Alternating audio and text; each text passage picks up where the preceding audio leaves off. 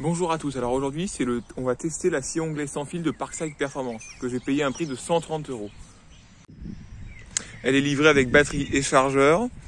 Le carton fait quand même assez gros. Quand on ouvre le carton, on a un sac d'aspiration des copeaux Parkside Performance, deux supports pour rallonger la longueur de la table et deux brides de serrage.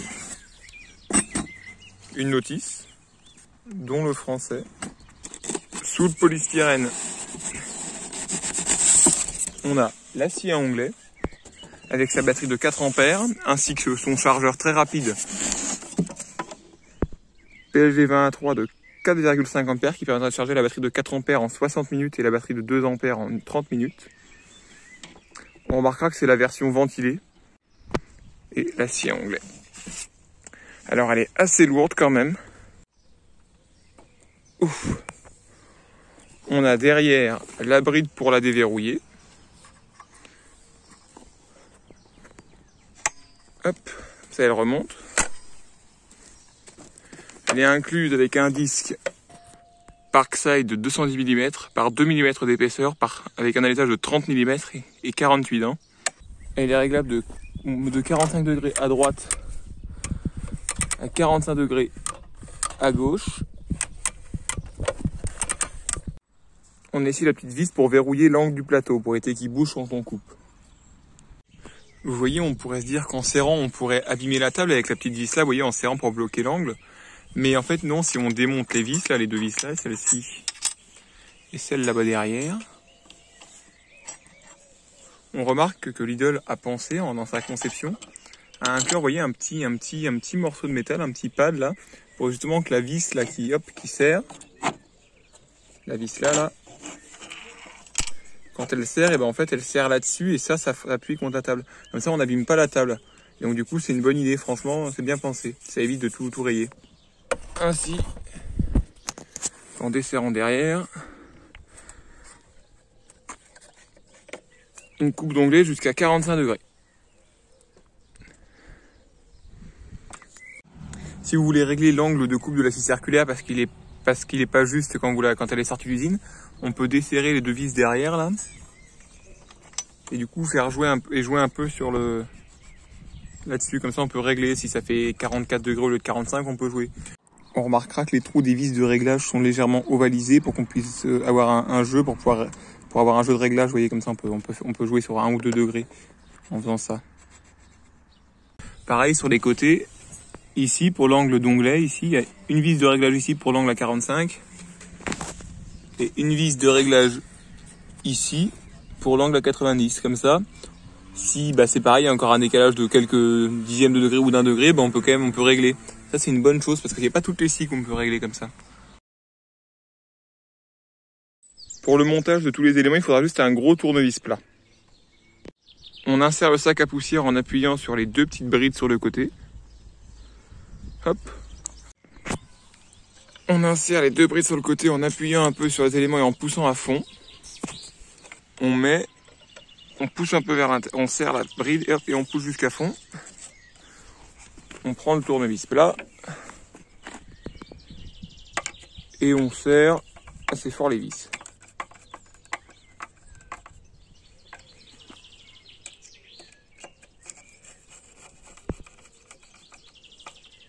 Voilà. On insère les deux supports de pièces, hop, comme ceci. On serre la vis derrière. Pareil de l'autre côté. Hop. Pour actionner la machine, on prend sa main. On pousse sur la sécurité ici pour pouvoir libérer la protection et on appuie sur la gâchette.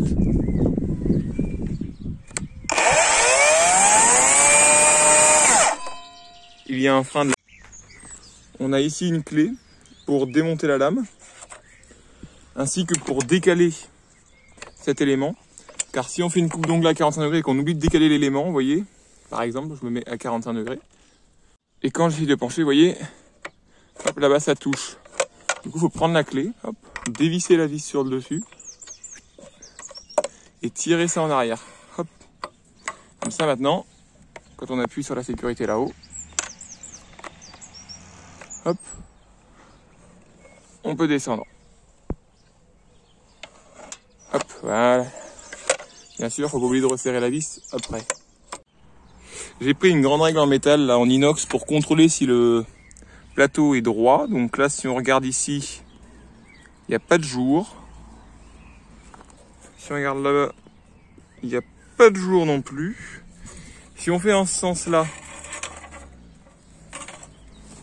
alors, ici, il n'y a quasiment pas de jour, c'est très très léger.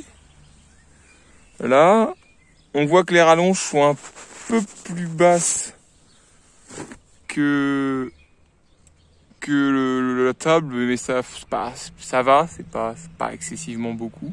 Ça serait bien qu'elle soit un peu plus ajustée, mais ça se trouve, ça peut se régler.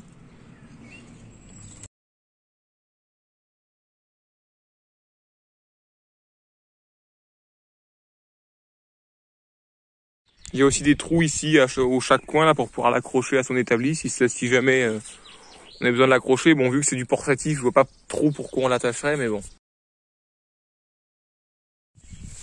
Une planche de palette de 10 cm, 2,2 cm. Donc test de coupe de la planche en sapin, donc je vais appuyer doucement. Hein.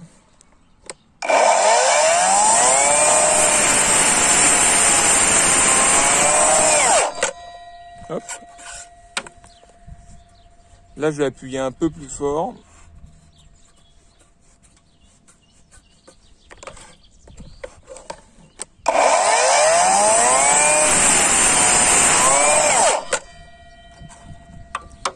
Et là, je vais appuyer très fort.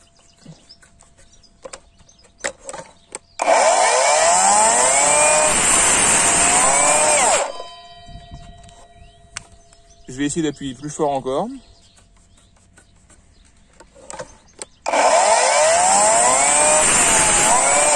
Bon, bah bonne puissance moteur hein, quand même dans l'ensemble, c'est pas mal. On va essayer avec des morceaux de bois plus gros. Un demi-rond en sapin dur traité, de diamètre 13 cm. Pareil, là on est toujours sur un test extrême, mais c'est juste pour voir la performance du produit. Hein.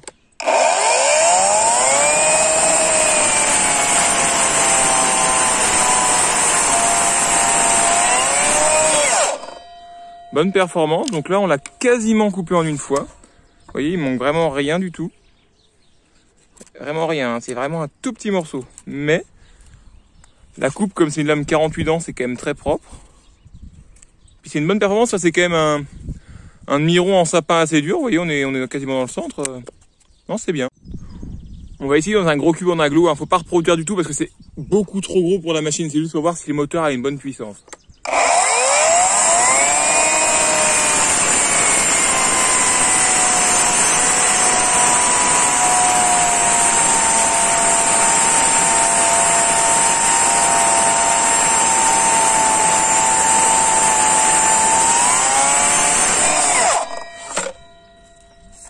Bah, c'est pas trop mal quand même. Hein. Bon alors, on pourra remarquer quand même qu'on coupe pas toute la planche, mais une bonne moitié.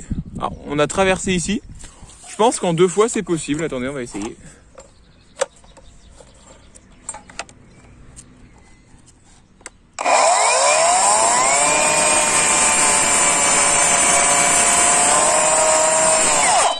Donc pour ce genre de grosses pièces, faut le faire en 2 fois, vous voyez. Mais pour un morceau de bois qui faisait quand même 8 cm sur 14, eh ben ça passe. Bon, faut le faire en 2 fois, mais ça passe. Donc planche en sapin raboté de 9 cm par 1 cm 8. Donc là j'ai pris un morceau de sapin que j'avais raboté sur les côtés pour qu'il soit parfaitement droit. Et donc on va contrôler l'angle à 90.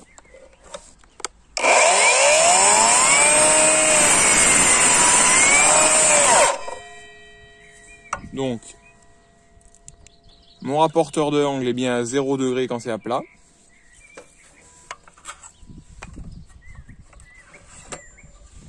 Si je prends mon rapporteur, que je le mets sur le côté,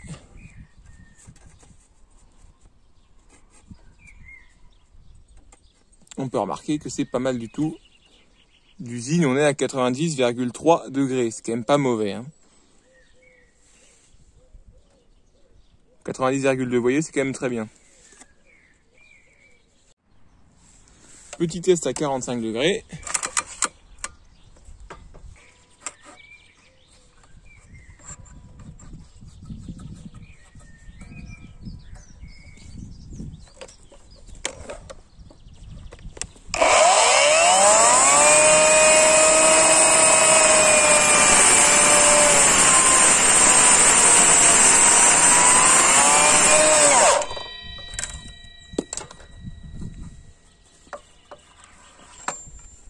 Donc, je reprends mon rapporteur d'angle.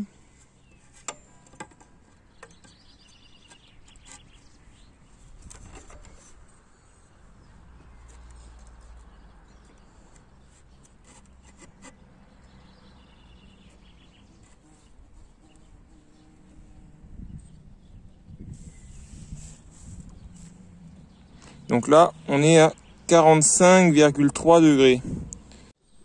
Et un tasseau de 47 par 47 mm. Bon, alors un tasseau, c'est plus un chevron, mais enfin bon. Tasseau raboté, bien sûr. Vous voyez, j'ai acheté un chevron raboté pour qu'il soit parfaitement droit. Et donc maintenant, on va faire un test de la coupe d'onglet à 45 degrés.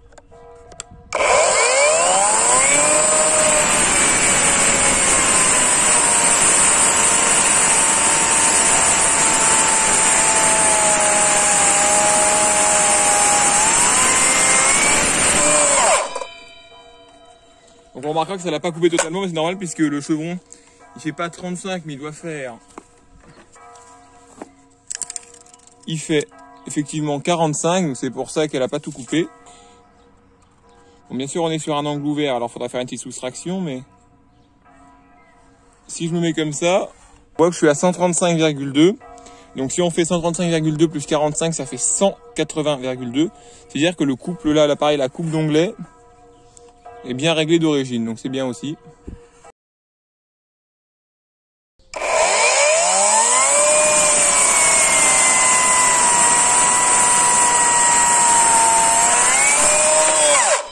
On va remarquer qu'il y en a quand même plein partout, hein. C'est pas génial. Le sac, il récupère pas grand chose, hein. C'est pas idéal. Là, je vais enlever le sac et on va faire un test sans rien.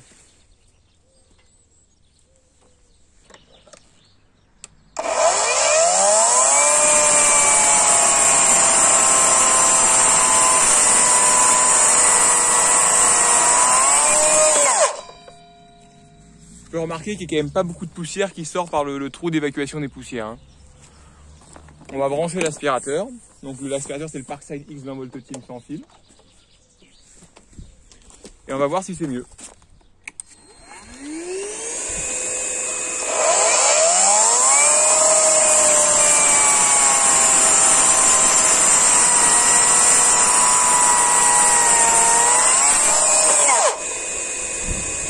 C'est peut-être un peu mieux, mais c'est pas ouf. Hein.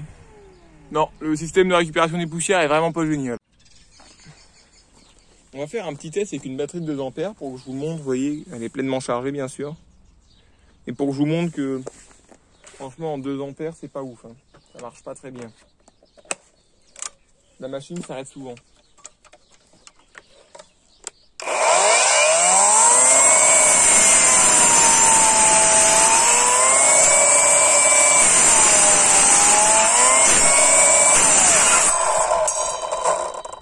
Vous voyez, pas beaucoup de puissance, ça marche, mais soit faut y aller très doucement, faut pas couper des gros trucs.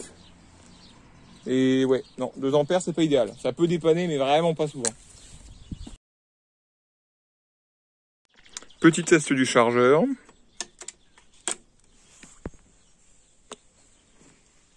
Bien sûr, toujours recharger la batterie avant la première utilisation, car ça fait un petit moment qu'elle doit être dans sa boîte.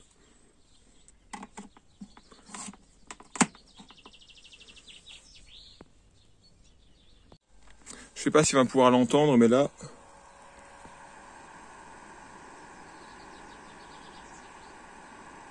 On entend bien qu'il y a un ventilateur, d'ailleurs qui souffle de l'air quand même assez chaud, ce qui prouve qu'il n'est pas inutile. Ça y est, la batterie vient de finir de se charger, donc On va la sortir. Et là, on pourra remarquer, vu que le chargeur est entier, que les batteries sont quand même vachement moins chaudes qu'avec les chargeurs classiques. Même le chargeur doit être à une trentaine, 32 degrés. Et la batterie, quoi, 38, 39. Donc ouais, c'est quand même beaucoup mieux, je pense. C'est quand même mieux pour les batteries. Et pour le chargeur aussi, ça se trouve, ils dureront beaucoup plus longtemps. Pour la remettre en position de transport, on tire la sécurité. Hop, on baisse la machine. Et hop, et on repousse le petit loquet. Hop, voilà. Et là maintenant, grâce à la poignée sur le dessus, hop, on peut la prendre. On peut bien sûr ranger la clé ici.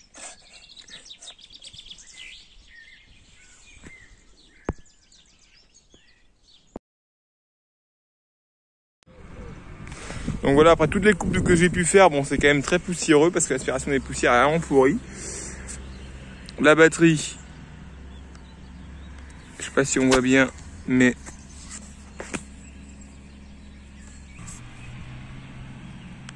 elle est encore pleine. Donc je pense que l'autonomie est quand même correcte. Pour du travail, on va dire, classique, couper des chevrons, tout ça, je pense qu'on a quand même une bonne autonomie.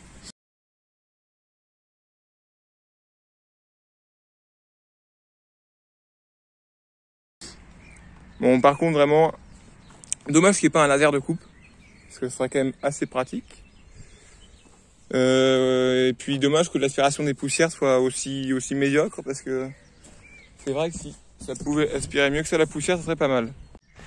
On pourra tout de même regretter que la scie n'ait pas un guidage radial, histoire de pouvoir couper des pièces plus grandes. En conclusion, c'est une bonne machine, quand même bonne puissance dans l'ensemble. Vraiment recommandé avec des batteries de 4 ampères, parce que 2 ampères c'est quand même pas utilisable.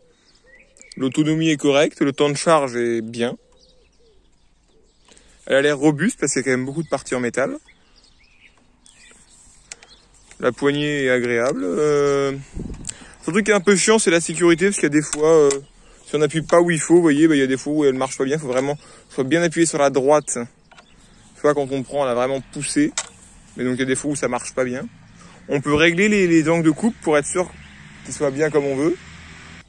Mais dans l'ensemble, ouais, c'est pas mal. Sur ce, je vous souhaite une bonne journée. Je vous dis à bientôt dans de nouvelles vidéos. N'hésitez pas à vous abonner, à liker si ça vous a plu. Et mettez en commentaire les autres produits Lidl que vous voudriez que je teste. Dans la série X20 Volt Team, surtout. Si vous voulez des tests complémentaires aussi, n'hésitez pas à me demander en commentaire. J'essaierai de les faire si j'ai le temps. C'est pas dit, mais demandez-moi, on sait jamais.